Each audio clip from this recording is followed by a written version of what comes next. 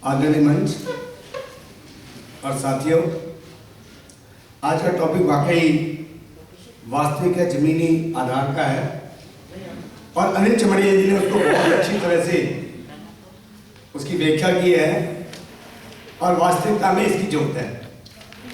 हमारे यहाँ basic problem क्या है कि SC ST पीछे क्यों है कि हमारे कोई भी सामाजिक कार्यकर्ता उठता है, मीटिंगें करता है और उसके बाद 2-4 मीटिंगें सम्मेलन करने के बाद ही सोचता है मैं काउंसिलर कब बनूंगा, विधायक कब बनूंगा, सांसद कब बनूंगा, मेरी राजनीतिक पार्टी कैसे बनेगी और किस तरह से मैं राजनीति में छा सकता हूं।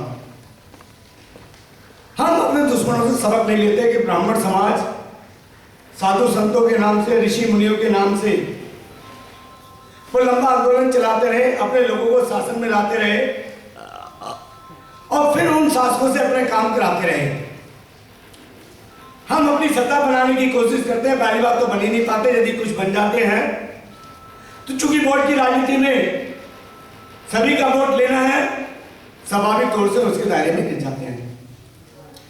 जब इस मुद्दे को मैंने देखा तो मुझे याद आया कि बाबा साहब डॉक्टर अंबेडकर ने 26 नवंबर 1949 को भारत का संविधान इस देश को देते हुए कहा कि इस देश के अंदर मैं राजनीतिक आजादी ले आया हूं, राजनीतिक समानता ले आया हूं, पर राजनीतिक आजादी बिल्कुल बेमानी होगी यदि सामाजिक और आर्थिक आजादी नहीं मिलेगी, उसकी समानता नहीं मिलेगी। ये देश का दुर्भाग्य है कि आज भी हम सामाजिक तौर के ऊपर एक नहीं हुए हैं। मंचों में जरूर बैठ जाएंगे, ये भी मंच होता है एक इस समाज का, इस समाज का, इस समाज का, इससे एकता नहीं बनती। एकता बनाने का जो सही रास्ता है वो रास्ता यही है जो हमें कमल किशोर जी ने दिखाया, डॉक्टर गौतम जी ने बताया, अरुण माझी ने बताया, संजय जी ने बताया कि एक साथ रोटी बेटी करने की हम शुरुआत करें, एक साथ मिलने का काम करें, क्योंकि उसी से ही एक समाज बनेगा। अभी समाज नहीं है, इवन राष्ट्र भी नहीं है। हमारा देश जरूर संसार में कहने वाले कुछ लोग कहते हैं बड़ी महान है, बड़ी महान शक्ति है। किसी देश का नाम या कोई राष्ट्र जो है किसी निश्चित भूमि वहां रहने वाले नदी नालों पे नहीं है, बल्कि वहां की आम जनता, बल्कि जो पिछड़ा तबका है उसकी हालत कैसी है, उसको क्या स्थान मिलता है, क्या सम्मान मिलता है, उसका नाम है। क्योंकि हम सामाजिक तौर पर एक नहीं है, इसलिए हमारा राष्ट्र भी एक नहीं है।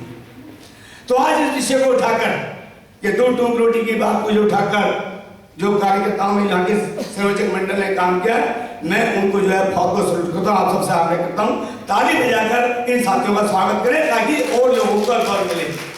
बिल्कुल गौतम जी का दर्द मैं अच्छी तरह समझ सकता हूँ कि राजनीति की बात न होने से बहुत कम लोग आए हैं, परंतु जो लोग आए हैं उनको सोचना चाहिए जब तक आप मूल उस पर चोट नहीं करोगे आपकी राजनीतिक सत्ता कभी नहीं आएगी, कभी नहीं आएगी। आएगी तो वही हाल होगा जैसे उत्तर प्रदेश में हुआ, जैसे बाकी जगह हमारे नेता है और आके और चले गए।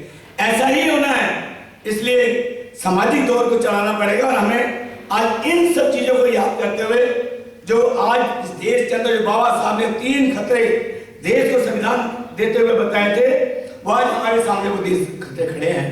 पहली बात तो मैंने आपके सामने रख दी कि सामाजिक क्रांति या सामाजिक आर्थिक समानता के बिना राजनीतिक स्वतंत्रता का कोई महत्व नहीं है, क्योंकि एक तरफ अंबानी अडानी का पैसा है और दूसरी तरफ मजदूर आदमी जो खाल करने का काम करता है या जूते बनाने का काम करता है या मीट बेचने का काम करता है या कपड़े धोने का काम करता है या वो सफाई का काम करता है, वो किस तरह से अंबानी अडानी की अपूर्व ताकत का मुकाबला कर सकता है।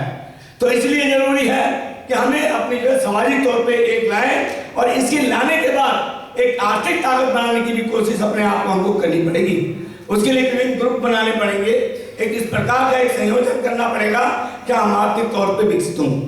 दूसरी उनकी चेतावनी जो थी कि आज भी हमारे देश के अंदर जाति और धर्म को राष्ट्र से ज्यादा महत्व देते हैं।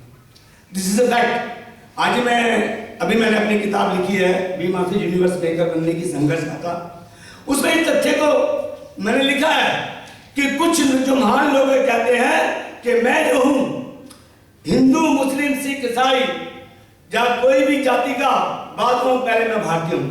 पर बाबा साहब डॉक्टर अंबेडकर ने कहा कि मैं पहले भारतीय हूं, बाद में भारतीय हूं और अंत में भी भारतीय हूं। और ये भावना जब तक नहीं आएगी जब तक समाज एक नहीं होगा, जब सामाजिक चिंतन एक नहीं होगा, सामाजिक सोच एक नहीं होगी, एक दूसरे से मिलकर बैठने की आंतरिक भावना नहीं होगी।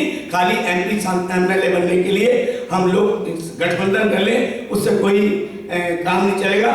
मुझे लगता है डॉक्टर साहब का ने थैंक की तरफ इशारा भी दिया। एक बात और कहते हुए कि हमारे देश के अंदर जो व्यक्ति पूजा है, तीसरा खतरा उन्होंने ये बताया कि व्यक्ति पूजा की बहुत महत्व है। चाहे विगत काल में रामकिशन ले लो, जिन्होंने कुछ किया ही नहीं, थे ही नहीं, करेंगे कहां से लेकर चाहे गांधी हो, चाहे इंदिरा हो या मोदी हो, इन सब चीजों को जब तक हम महत्व देना नहीं खत्म करेंगे, क्योंकि व्यक्ति कितना भी महान क्यों ना हो, वो आपके स्वाभिमान से बड़ा नहीं हो सकता।